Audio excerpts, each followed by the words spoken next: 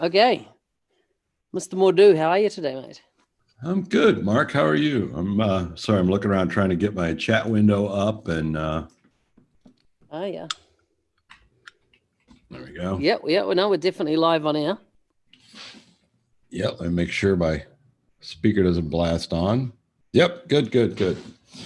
So a little bit different time today, folks. The time changed in Australia a little bit behind ours. New Zealand, man. I'm in bloody New Zealand, not Australia. Oh, are you in a different time zone than Australia? Yeah, of course, man. It's a different country. That doesn't have anything to do with time zone. I'm in the same time zone as Brazil. I know, but like if you go and have a look at a world map, New Zealand is off to the since the fourth grade. It's off to the right of Australia. Bloody hell. At any rate, you guys may have noticed that we've shifted an hour later. However, we're going to make a change starting next week. We're actually going to shift an hour earlier than we were before. So whereas before, right now it is 6 p.m. Eastern time. We had been doing this at 5 p.m. Eastern time. We're going to start doing it for a little while at 4 p.m. Eastern time, see if that works a little better for folks. It kind of puts Mark at the first hour of his workday and me at the last hour of mine. So yeah, so timing wise, 7:30 a.m. Yeah. Thanks, Greg, for that. Who else is joining us today on the call? I see we've got a few people there online. But what I've done is that I've updated the YouTube placement of times as of next week to that new time. So the 3 that are scheduled are now on the new time. So if you've subscribed and hit the bell, you're going to get the update at the correct time, of course. Ken's there. Yeah, there you go. It looks like people found us. I'm assuming they must have either went to look at it and it said when it was starting, or they were using the alert with the bell deal to let them know when. Yeah, we've got Ken there. Norm's joined us. Scott's joined us. Greg's online. I see now you're showing up as Steve Mordue MVP with a it's got a ratchet next to you or a spanner. Does that have that view on your? Yep. And when I mouse over it, it says you're a moderator now. Look at that. You're upgraded. Wow. I feel honored. I feel honored. You should. You should. And now I can. This means I can paste links to things too, right? Yeah, totally. Hey, Hans, how are you? Inappropriate things. I could probably paste inappropriate things as well, right? Yeah, you can paste up your memes and things like that if you've got any. Who else is with us? 1, 2, 3, 4, 5. Yeah, a few more people joining. So to the audience, to those listening and joined us just now, what would you like to discuss? What questions do you have? Nothing. I've got a little list that I've been making notes on, which I'll jump into in a moment. I do a paid placement for V. You don't get this in other countries. This is a New Zealand drink. What is it? Energy drink? It's like a Red Bull, yeah. Yeah. It's amazing. Greg, does this mean Steve will have a moderator's views? Moderate view. Yeah, no. You can be guaranteed that, Greg. Yeah, you grew it. Yeah, that ain't happening. Probably. So you know what I've found troublesome lately? Go ahead. Is getting Microsoft staff on my YouTube. Sorry, not on my YouTube, on my podcasts. Really? I don't have any trouble with that. I'm just kidding. You do one in a blue moon. I try to have a Microsoft guest on every fortnight. That's your challenge. You're doing them so often that it's hard to keep them going. So I mean, I've got some in the can now. Scheduled. I've got 10 scheduled, but for whatever reason, everybody with moving to home environments, everyone's gone. Like they had their scheduled date to do the recording, and then they've like just trying to get to an understanding of what the new world looks like, and so they just got bumped as people sorted. And sometimes, like, I don't get them to the morning. I just get this frenzied email saying, "Sorry, the world's falling apart at home, can't make it," type thing. And you can understand this, right? As in, No, I can't understand it. They used to be at an office with people coming in and out, going in and out of meetings. They're now sitting in their fucking house. They're doing online meetings, but they got plenty of time to do podcasts or interviews. They just, I think they're all just. No. I'm saying psychologically, it's not an issue of time. It's the psychological element of this new way. Ken, I'm actually broadcasting from my own property today. So yeah, I was able, I don't know if you saw my YouTube earlier in the week, to get internet connected. Oh, good, good. Yeah, no, I'm not on that internet now for this. I'm on wireless, LTE, because the internet connection is the worst I've had in 7 years. It has a download speed of 9 megabits a second. 9. 9. I'm used to a gigabit a second, not megabits. And my upload is less than a meg. It's 0.8 up a second. And that's the best you can get? That's the best I can get because I'm so remote here. Yeah. I mean, this is okay. You're a little twitchy and sometimes you freeze a little bit, but do I? Okay. But I mean, it's usable, but sometimes you'll suddenly your head jerks over real quick, and I don't think you're that twitchy. So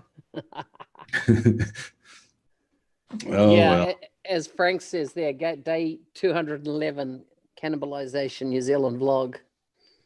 Yeah. Yeah, I said when I did it, this is the slowest internet I've ever had. But remember, I was actually on 24 baud modem when I first started in IT, so it's probably not as bad. And then, of course, 56K used to be a big deal for a long time. Yeah. So I suppose it's not that bad. And this is a crazy thing. YouTube streams really well, and so does Netflix, even at those low speeds. So those two isn't it amazing where technology has got to, where those guys can make sure that they can still send a good video stream down, even under these conditions? So I saw the other day. I think my first modem had the 2 cups on it that you stuck the telephone handset onto. No way. I've never had those? that one. Yeah, I never went that old school. Yeah. So you'd take the telephone and you'd actually dial the number on a telephone, and then you would stick it down on this thing that had like these 2 cups for the phone. Wow.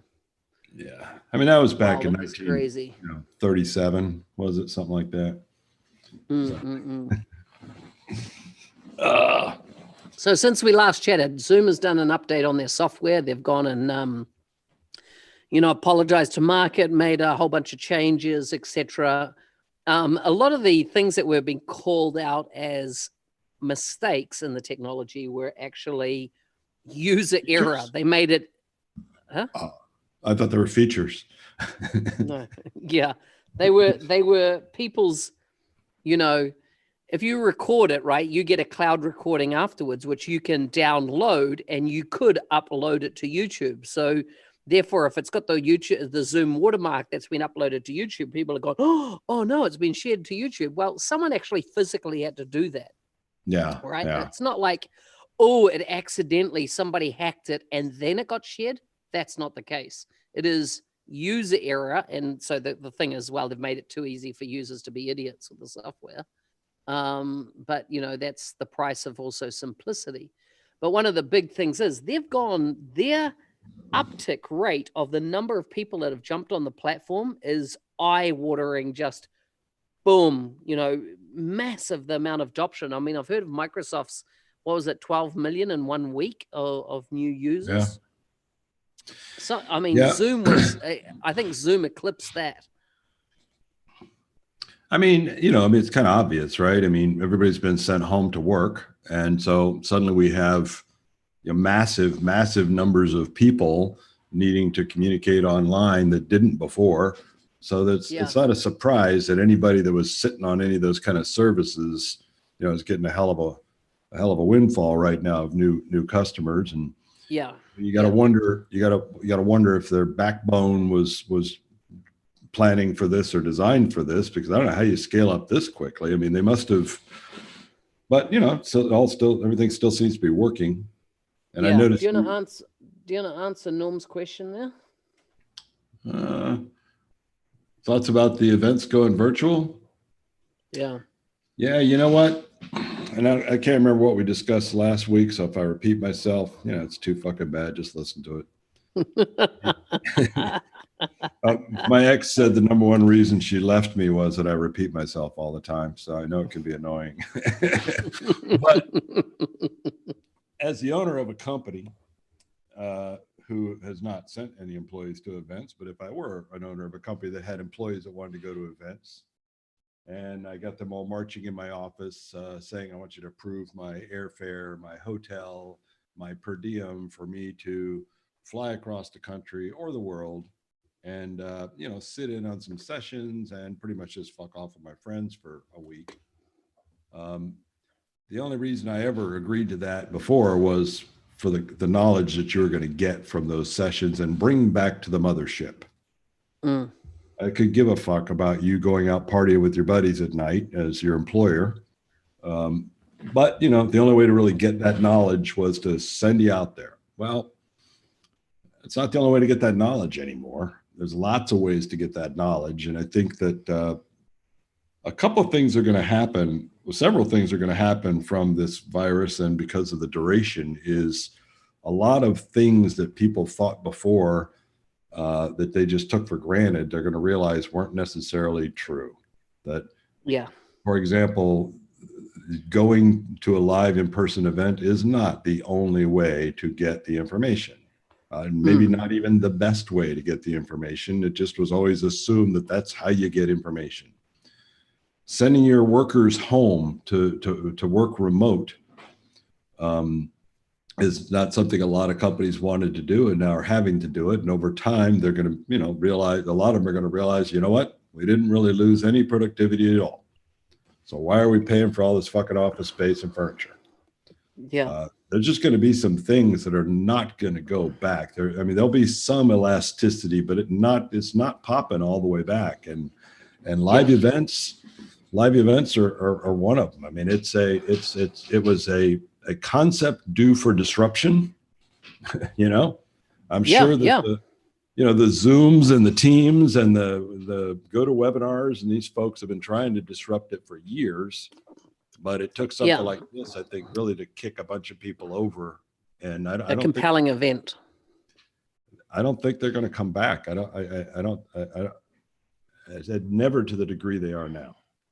Charles talking about in the call the other week about, Inspire going virtual and Inspire having 20,000 attendees that, got approval to fly out to Vegas and hang out for a week. Well, he says I can get 100,000 attendees to a virtual version of that. Yeah. I think I told you I was doing a keynote for an ISV that had 150 live attendees going up there. They switched it to virtual. And now there's 250 attendees virtual. So it just opens up. And if you're a producer of content, you can get so many more people because you've eliminated their need to have to spend money to come get your content.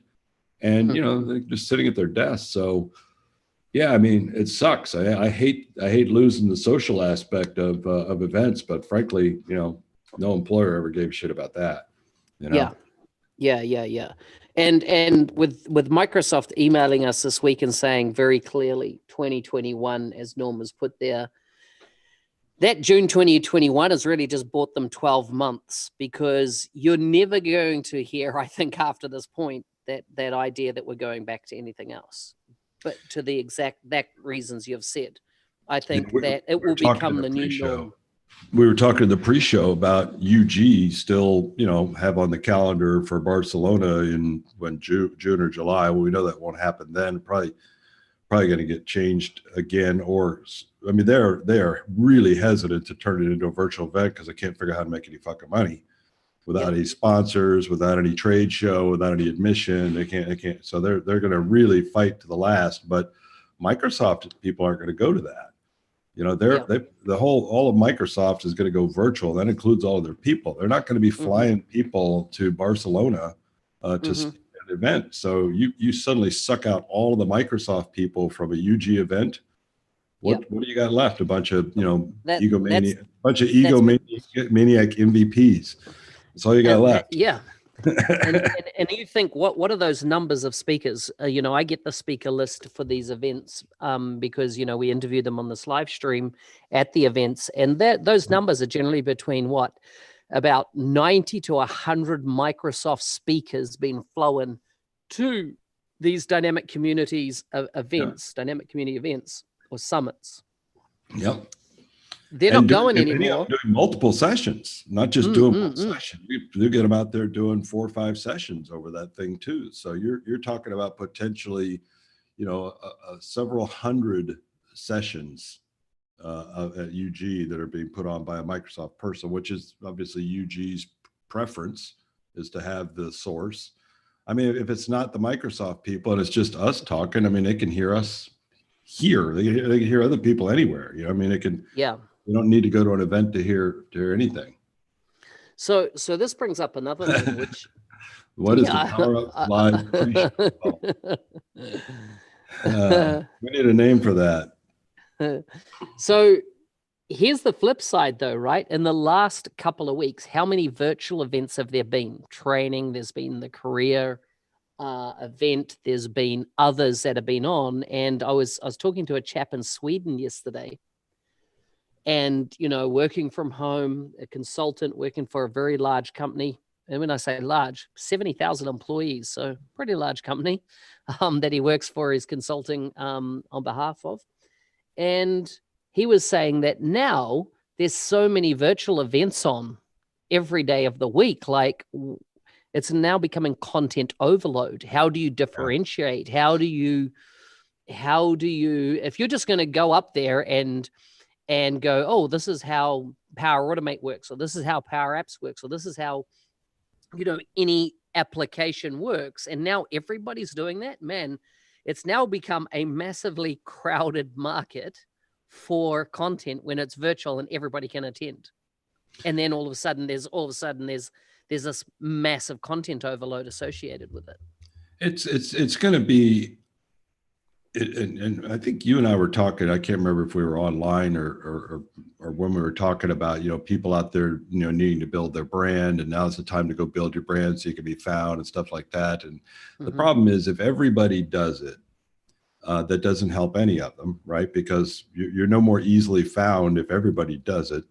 But what happens, and now with all this virtual content, because, pretty much anybody could create a virtual something or another to talk about some subject. There'll be 20 people doing a virtual event on Power Virtual Agents. Okay. Well, the one that's going to stand out is the one that people walk away from, that I enjoyed that and I learned something from that, and not just, I mean, we both have seen plenty of presenters out there that, I mean, the content's awesome and they're putting me to sleep. I'm literally falling asleep listening to the most exciting content that there is given by somebody who's putting me to sleep. So there's going to be a skill and a talent that will separate all these presenters that are doing virtual events from the people that just, talk like doorknobs. And that'll be much more important when before you'd go searching for some content and you'd be willing to put up with, even some crappy presented content because you desperately needed it. But now with everybody doing it, yeah, it's definitely taking a hit, and I think our industry is going to be a different industry in the next 12 months. Just like I think the software that we're using, particularly like we're even using now, is, I don't know if it'll look the same as what it does now in 12 months' time. And the way virtual will be done, I don't know if it'll be the same. I'm expecting massive change because people are going to invest, because I think there's a race on now of whoever creates the best conferencing type software is going to win a massive amount of money, right? Yeah, I think so too. I think, when you look at events, even like the Saturday events that kind of took off the past couple of years, just blew up everywhere doing events on Saturday, every all these towns, this weekend, there's like 3 different Saturdays around the world and that, yada, yada. And they were kind of blowing up.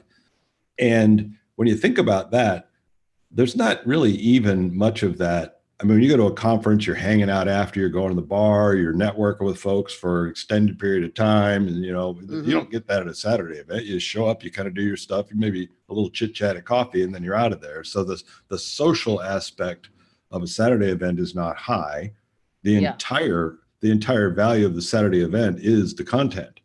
It's 100% the content.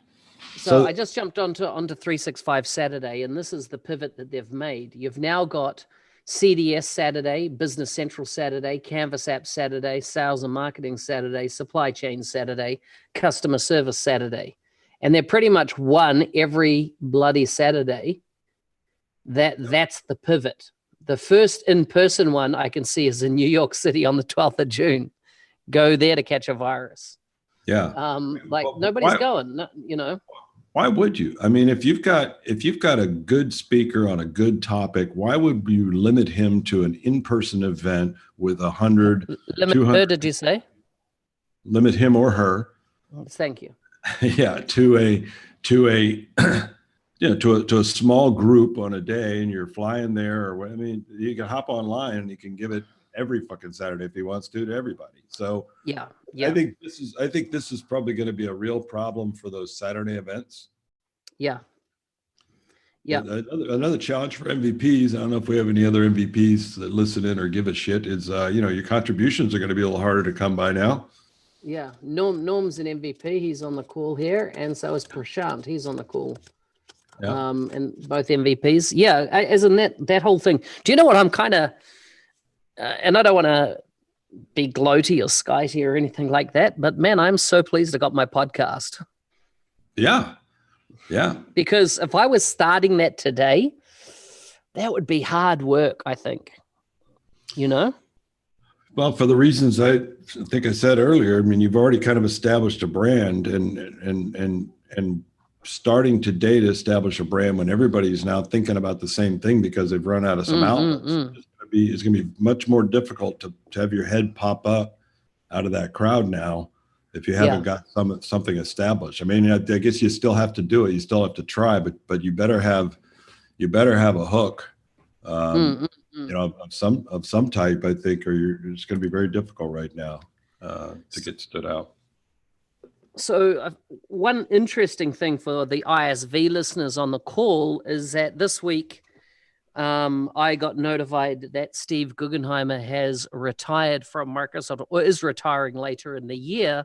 And of course, he was responsible for the new ISV program that, you and I have said, it seems to be dead in the water. Nothing's happening now for the last couple of months. And of course, what was our fear at the start of this? Oh no, another program came out with all guns blazing. These are the new rules. I have heard indirectly that they haven't made a single cent on the co-sell, that no money has come in whatsoever. They've not claimed any fees from anybody after this period of time. I don't think there was a rush for them to do that, because I think they know that you better have some shit on the table if you start reaching your hand across towards my side. Mm-hmm. But that's what's missing, right? Yeah, I mean, those no shit on the table.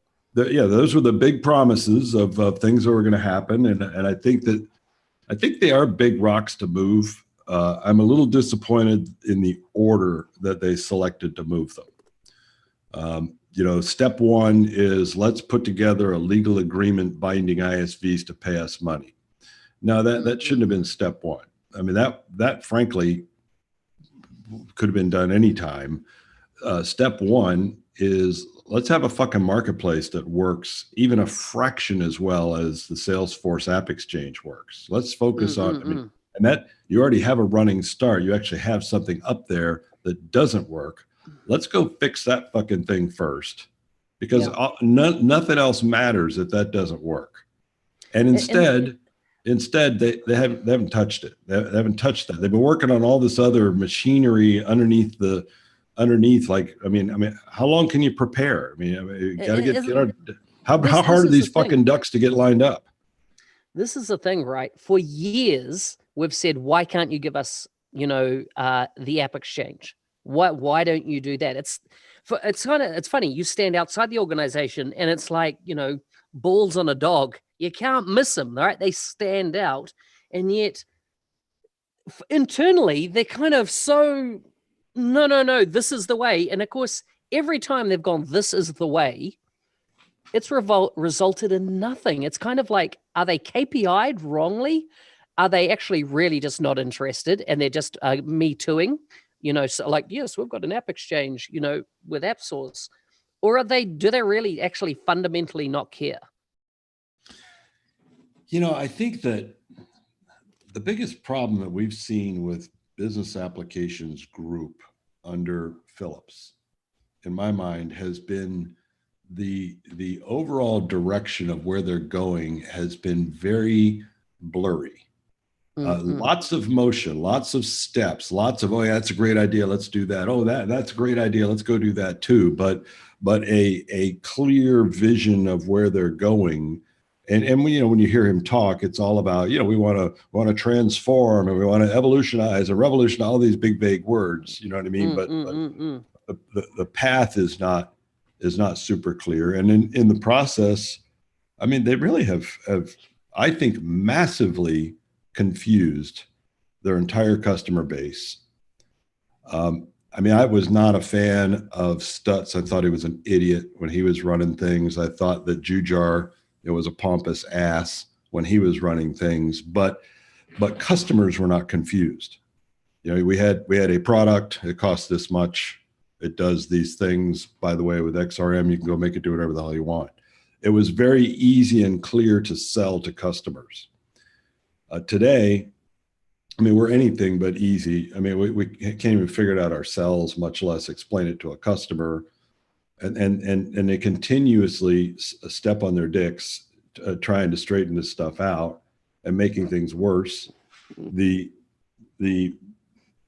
I just wrote a post about and I've mentioned this several times since the very day it happened, when they had two products named PowerApps.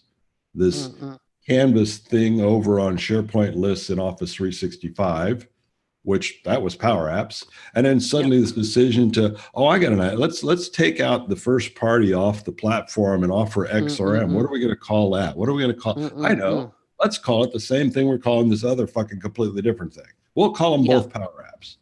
And that was just case in point. This week I saw a press release done in conjunction in Australia with a council, a local governing body, and DXC. We're doing a big rollout. And here's the reporter, they've done a lot more than putting, Dynamics 365 finance and operation, which was quite limited. They've now brought Office 365 Power Platform into play. Office 365 Power Platform into play. And I'm like, this is the confusion, right? That's out there. It's not clear anymore about what the product is. And the whole Canvas / model driven, Canvas and model driven are two internal words that you use because you're in the ecosystem. To the lay person, all they know is PowerApps. All they've heard about is PowerApps. Yeah. And the problem is, every single customer that I talk to, and I talk to lots of customers, we know all about PowerApps. Oh, you do? Yes. We've been making PowerApps left, right, and sideways, with our Office 365 license. And they have no concept of model-driven Power App at all. You start describing it to them, and you can't even get past what they already think they know. They already think they know, and I understand. And then they get confused because they think you're explaining a part of what they've been doing that they didn't realize, when you're really saying, no, what you've been doing is what you've been doing. This is something else that just happens to share the same name. We were talking before. I'm sure a lot of us got the email this week about the announcement that they're going to take and rename Office 365, a product that has blown up globally. That everybody knows what it means, right? Everybody knows a well-known, well-established brand, instant recognizability about what that product is. Well, they're going to rename it to Microsoft 365 for no fucking reason that makes any sense whatsoever. And Microsoft 365 is a product name that's already out there for something else, some other combination of operating system, other crap That term's already out there. So here we're going to I mean, they might as well just rename Microsoft to something else just for the hell of it. I mean, they're just really, I don't know what the hell. They're schizophrenic when it comes to product naming. Just schizophrenic. Listen, I've seen us in other consulting organizations where they bring in the experts, right? That are going to look at their business and go, this is what you need to do. And I reckon they've played, 500 million to have somebody come in and go, listen, it's not Office 365, it's Microsoft 365. There's $5 million invoice. Thank you. Yep, exactly. $50 million invoice, whatever. Thank you very much. Goodbye. And they've gone, man, they're right. And they all start believing their own story. It is just bizarre. That's assuming they go outside of these big consultants. I think the big consultants would give them better advice than that. I think they're just sitting here inside making this shit up on whiteboards themselves without any feedback, without anything. Just somebody thinks it's a good idea, and suddenly they're all running with it. And I mean, they've created such mass confusion in the whole business application space with the licensing, with the number of products, with the overlap of products, with the naming of products. It was all unnecessary. They really just they focused on the wrong fucking thing. Just like with ISV, they focused on the wrong problem first, and they just made this thing so much more difficult. In the meantime, Salesforce is sitting over there. I'm sure they're looking at things going, that's a pretty good little idea there. That's a good idea there. Thank God they're fucking it all up and confusing all their customers, or we'd be in big trouble.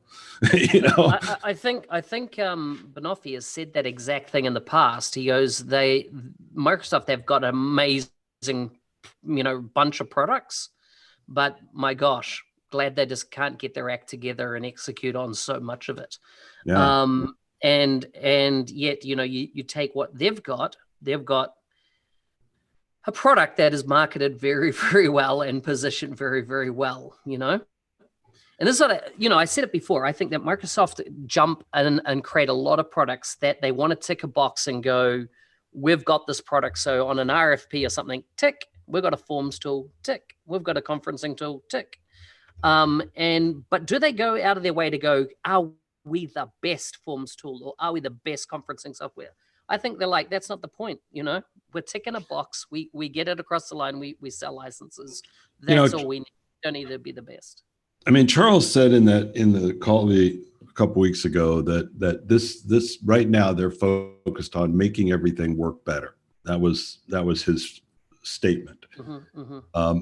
That he knows, and I mean, if you go back and listen and read the transcript, he acknowledged that we got a bunch of stuff that's kind of like 90% there, doesn't talk to each other, big gaps between product connectivity and stuff like that, but conceded that then we turn around and we're on to the next thing, we get it built to a similar point, and then the next thing, at some point you got to kind of go over all of that stuff and tighten it up, and they hadn't done that yet.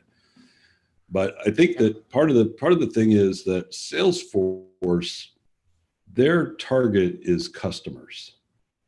They could give a shit less about their resellers, their partners. Their target is customers, and they market their product like they're talking to a customer of the product. Microsoft markets all their stuff like they're talking to a partner. Yeah. And in business applications in particular, I mean, if you took some business person from some organization that wasn't familiar with Dynamics or any of this stuff at all, and put them in front of James Phillips' launch video, he wouldn't have no idea what the fuck he's talking about. No idea what he's talking about. Partners, and frankly, only partners that are in business applications group can listen to that. And actually, we're all like, oh yeah, that sounds good. That's because we understand the pieces that he's talking about. But typical end customer, no idea what the hell he's talking about. I mean, it's just it's too inside baseball. Their whole marketing effort is too inside baseball. I don't know if that's a global term, probably not, but basically, it's too much jargon, too much assuming you understand, what I'm talking about when you don't. And I don't. I have no idea what you're talking about. It's a goal of mine. A goal of mine. So here's another little thing of concern is I just heard of another person today that's lost their job, and a new phrase was used in how they published it on LinkedIn, which is the Corona Recession.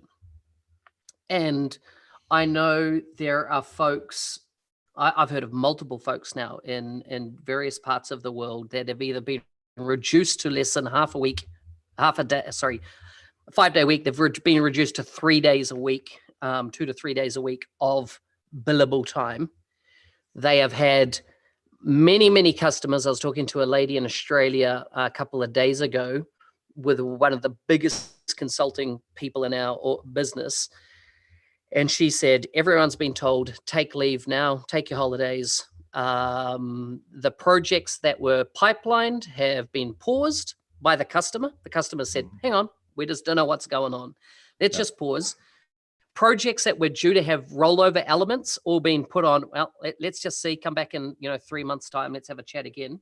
Projects that were all just about to push the button, all just been said, and not the right timing for us. So, of course, the roll-on effect of this, consultants are now being affected, and I'm seeing it so far. My just ear to the ground has come from Australia, Canada, United States, and to a lesser degree, the UK. I'm not seeing it so much there, but definitely in Europe as well. So all these countries, in fact, we've seen it even in their MVP chats, MVPs going, I don't know whether I've got a job in a month's time, because of the impact that it's not that their quality of work or anything, it's their customers are saying, let's just put a pause on this.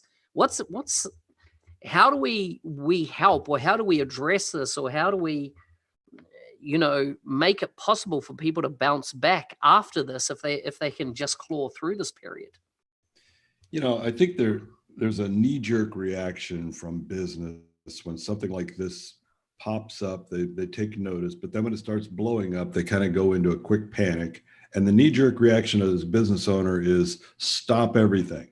Don't hire any more people, stop all projects that aren't started, stall any projects. It's just this kind of, I need to stop this whole fucking train from moving until I know what the hell's going on. I can't afford to have money flying out the door. I mean, it's all about cash and conserving.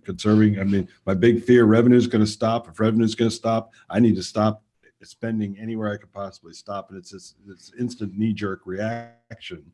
Yeah. And a couple things will happen. Either we'll come out of this soon enough that, okay, then it'll happen. Or if it's going to be prolonged, at some point, that initial shock and fear will kind of pass. I was talking to somebody earlier today about just, here in the US, we're on, I don't know, 3rd or 4th week of stay-at-home orders, right? And the first week, it's kind of a novelty, right? Second week, it's starting to get a little bit annoying.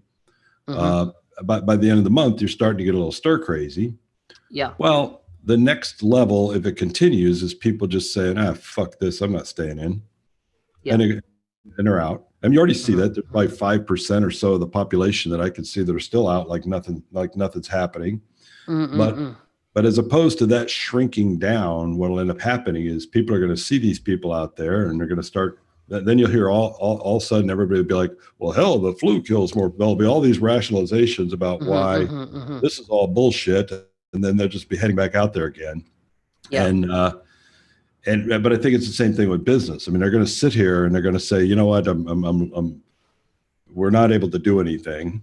The revenues have slowed to a trickle, but our expenses have slowed to a trickle, and we're just sitting here.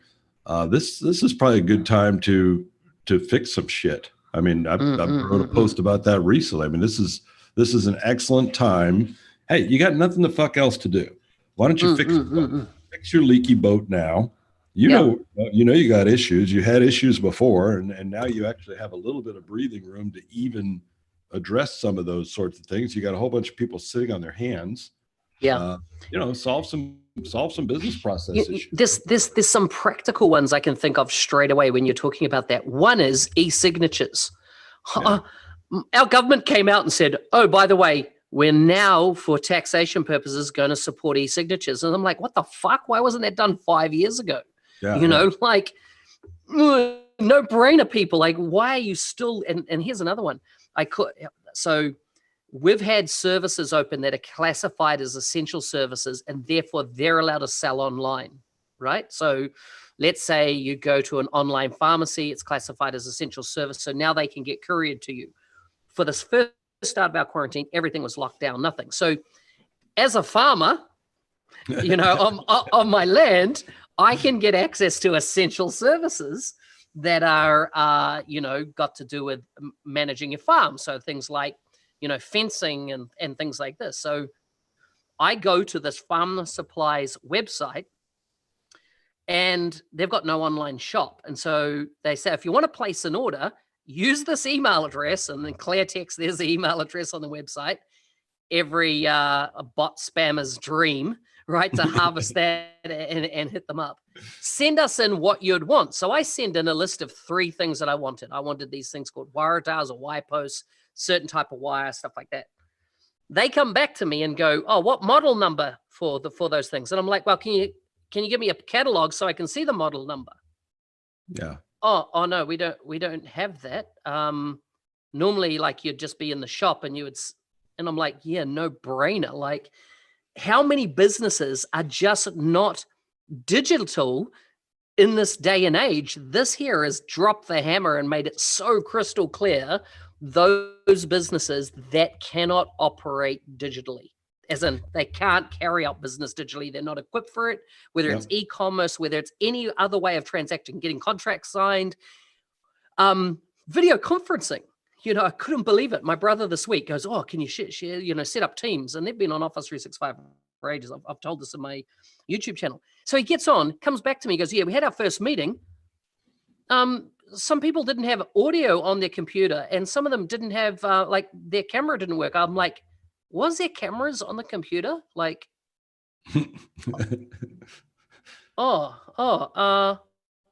like, these are desktop computers. And it's just like, yeah, not all computers have cameras and microphones and stuff like this, right? If they're the checkout computer or the one that's on the reception desk or whatever, some IT guys put the minimum spec computer in there that met the requirements. Didn't think, why do you need a camera on this? Why would you need a microphone on this? And they're like going, yeah, Teams is not working properly because the camera didn't work. There's no bloody camera connected, mate. Like, it can't invent that stuff.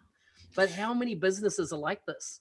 You know, I think businesses in a way are kind of like people. There's people out there that basically live for paycheck to paycheck, right? Yeah. They can't afford to have one paycheck stop. They're straight out and fucking homeless. Yeah. And then there's that's a number of society. And then there's ones that basically aren't that bad off, but they're spending everything they make. Mm-hmm. So in their case, it's similar. I mean, a couple of weeks without a paycheck and they're in trouble. There's businesses that are like that too. Businesses that just, they run a cash is king, right? Cash flow. A cash business, tight cash flow. They're everything coming in the front door is going out the back door, and mm-hmm. You know, the margins left, and there's really no war chest. But there's plenty of businesses, just like there's people out there that you know are not going to financially suffer as a result of this, because they've got a war chest there. They've got savings. They'll be fine for 2, 3, 4, 6, 2 years. They were going to retire at some point and be fine the rest of their life. So it's those businesses that were kind of paycheck to paycheck as a business. They're not going to do anything. They're not going to spend any money. But the bigger businesses that have the war chest, that unless they're run by someone who is of a feeling that this is the end of times. Yeah. And frankly, if it is the end of times, then you might as well spend the war chest now either way. But if we all assume that, this is going to pass, and, look at the things you're learning right now about, like we talked about, remote workers and getting that efficient. Now's a time to maybe think, that could save me a lot of money in the future. This remote thing isn't so bad. The other thing about remote workers that I don't think a lot of businesses thought about, because, they're just sitting there thinking that, if Sally or Bob aren't sitting in the cubicle where I can see them, they're obviously fucking off. And that's the mentality that drives, no, we don't do remote because I can't stare at you. But You look at a professional services firm in downtown here who has had the cubicle farm full of people. They've limited their pool of talent to people within driving distance of their office.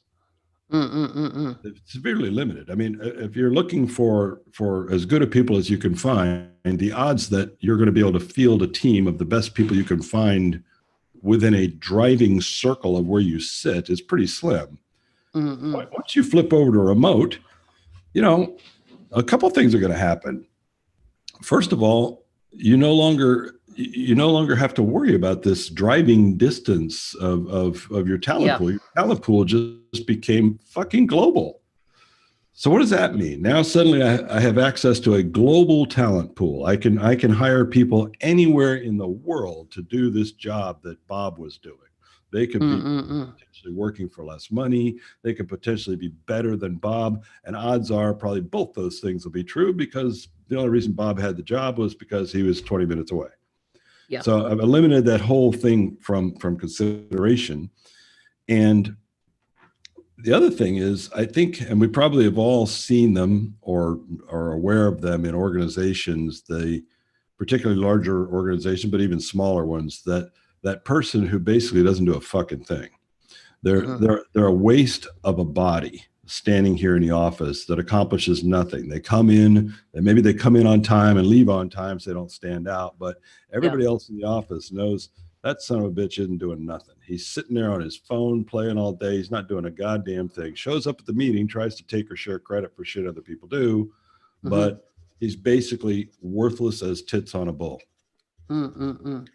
That guy or gal, and there's a bunch of them out there. If I were to guess, I'll bet it's 10% of the workforce is literally a skin, a bag full of a skin bag full of nothing, accomplishing nothing. And I'll bet it's 10% of the workforce that have been able to hide in plain sight, right in the cubicle farm. Look out at that cubicle farm. 10% of those heads out there aren't doing a fucking thing for your organization. Well, in a world, where do they hide in a remote workplace? They can't fucking hide. They can't hide in a remote workplace. No, it comes down to outcomes, right? If you're not delivering outcomes in a remote workplace, you get discovered really, really quickly. Exactly. Right? Very really quickly. But going back to the consultants, right? The consultants now that are in this Corona recession, I see advice around, hey, this is a chance to get your exams done and nailed.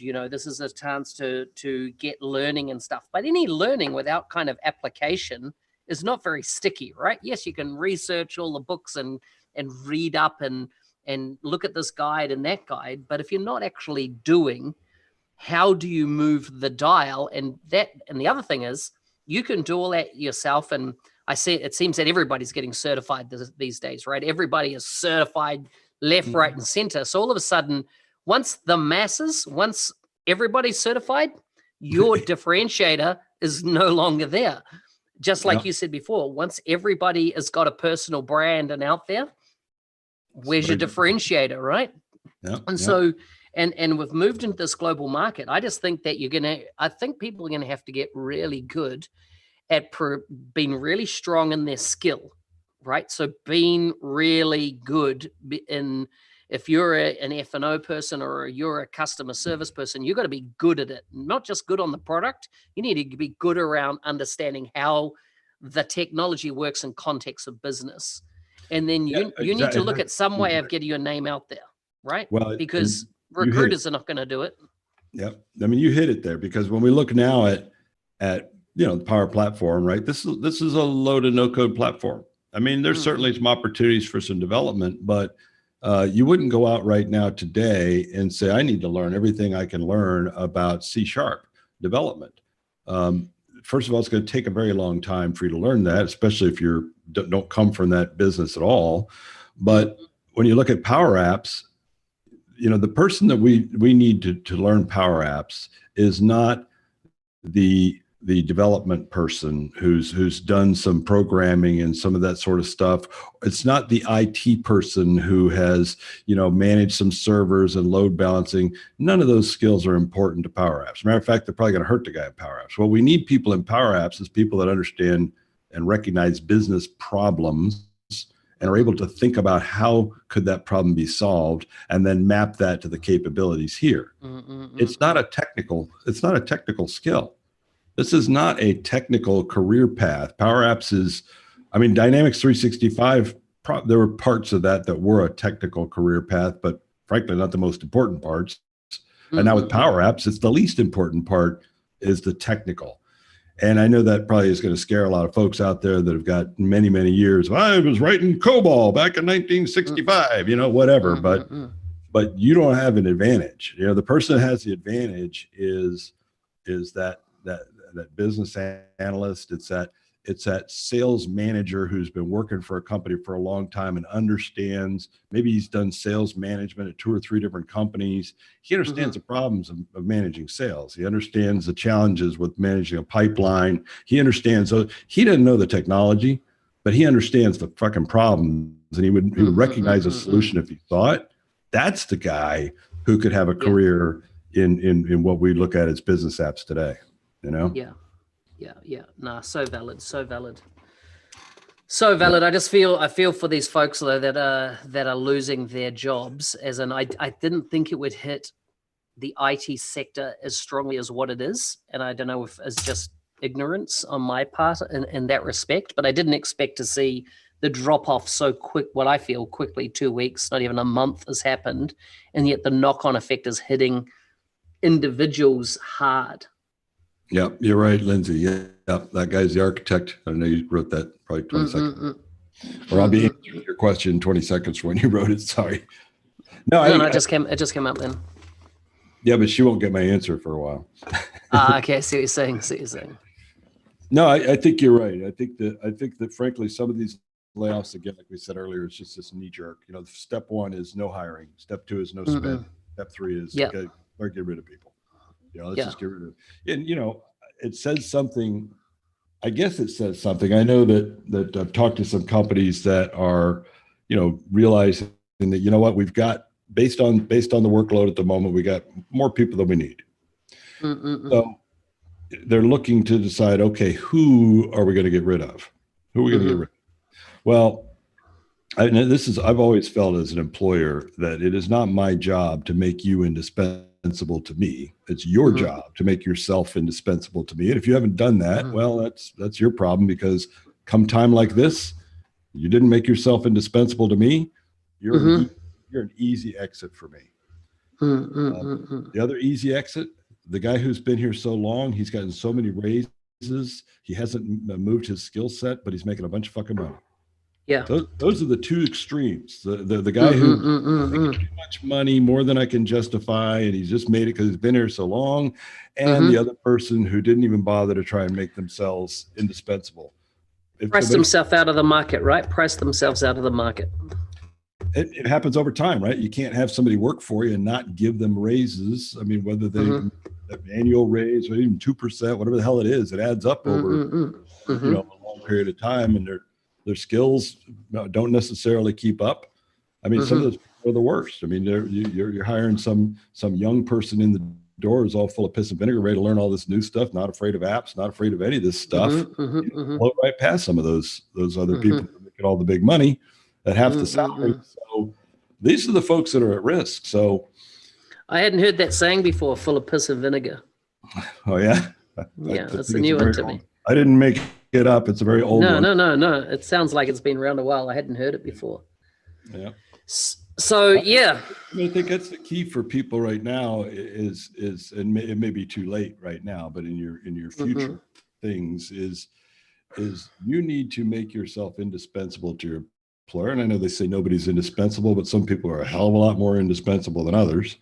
Yeah. And part of the way you need to be doing that, I was talking to a friend of mine recently who was talking about how, they didn't want to throw this person under the bus and they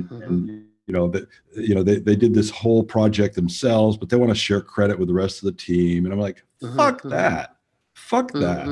I mean, these people are not friends. You're there, you're going to work 8 hours a day to earn a living, and you want it to be as solid as it can. So you wave your own fucking flag because nobody else is going to wave your flag. You don't worry Yeah. about waving other people's flag. They can wave their own damn flag.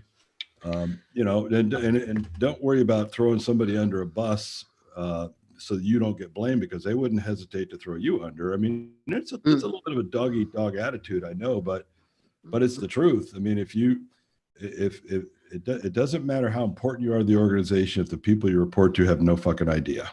No idea, because I don't know if Norm is still on here with us, but Norm, one thing you said in a video I watched of yours was, I think I asked the question, who has most influenced your career? And Norm, I don't know if you can type into the chat what that guy said to you that most influenced your career early on, because I think that's very poignant, and I want you to use the words that whatever he used, because it's definitely resonated with me, and I think it applies now more than ever. So let's see if Norm chucks that up there. But just in the meantime, I could tell you who my biggest influence was, Yeah. and one of the Tell me. phrases that I remember from a very young time, and that was my dad. My first job was working for my dad, who was an entrepreneur also. And I remember clear as day, this is all the way back when I was probably 18 years old. One of the things he said, something had popped up, and it was about fairness, something about fairness. And he said, screw fair. Screw fair. I can see where you get it from then, Steve. I can see where you get it from.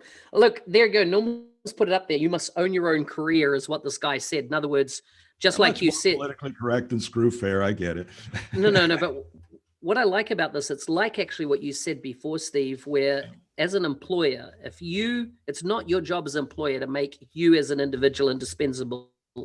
And what I like what Norm's boss said here is that you need to own your own career now more than ever. You cannot sit and wait for your promotion cycles and do the politically correct thing if it's not actually moving your own career forward. It's no one else's job to promote you, to make you better skilled, to give you more training. You have to own that 100%. If you can, get your employer to pay for training or pay to send you to this or that on the side, awesome. That's good negotiation skills. But at the end of the day, they don't owe you anything outside your paycheck. That's it. Yeah, there's no upside to not wanting to rock the boat. There's no upside to I'm going to join this organization. Step one, I need to become friends with all of my peers in the organization. No upside to that. No, there is. There is. Okay, maybe it makes lunch more exorbitant. No. You've got to understand the politics of business. I've lost a lot of opportunities in my career because of pretty much saying fuck you to higher ups that because I was good at what I did, I kind of had that leverage. But in hindsight, you need to understand the politics of your organization and know when to butter the right side of the bread. Oh, I didn't say not to pretend you're friends. But don't let that turn into something where you're willing to make a sacrifice of your own future goals for the sake of somebody sitting next to you. Fair call. You have to put yourself first. Fair call. Own your own career. Well, part of owning your own career is putting yourself first. Yeah. And well, we're coming up to the end zone here. Listen, if you're watching this on playback, if you subscribe and hit the bell, you will get notified when we go live next time. So what we mean by notified, you'll get an email in your box saying, hey, in the next hour, these guys are going to go live. And that just comes from YouTube if you want to get notified. I was talking next week. We've changed times. Yep. 4 p.m. Eastern time. So do your conversion, but 4 p.m. Eastern time is when we'll be starting next Tuesday instead of, so that's an hour earlier than what we had been before this week. And the beauty is if you've subscribed and hit that bell, you will get it in your own time zone as the correct notification. Yeah. At some point, we'll down and get their popcorn, and everything. Yeah. Fair call. They're not caught off guard. What news? Awesome. Time. 8 a.m. 8 a.m. 8 a.m. New Zealand time. Which is completely different than Australian time. Way different. I think they got 11 time zones in Australia. It's ridiculous. Yeah. Yeah, something like that. Each state does its own thing. Alrighty, see you around, guys. Thanks so Thanks, Norm. much. See you guys.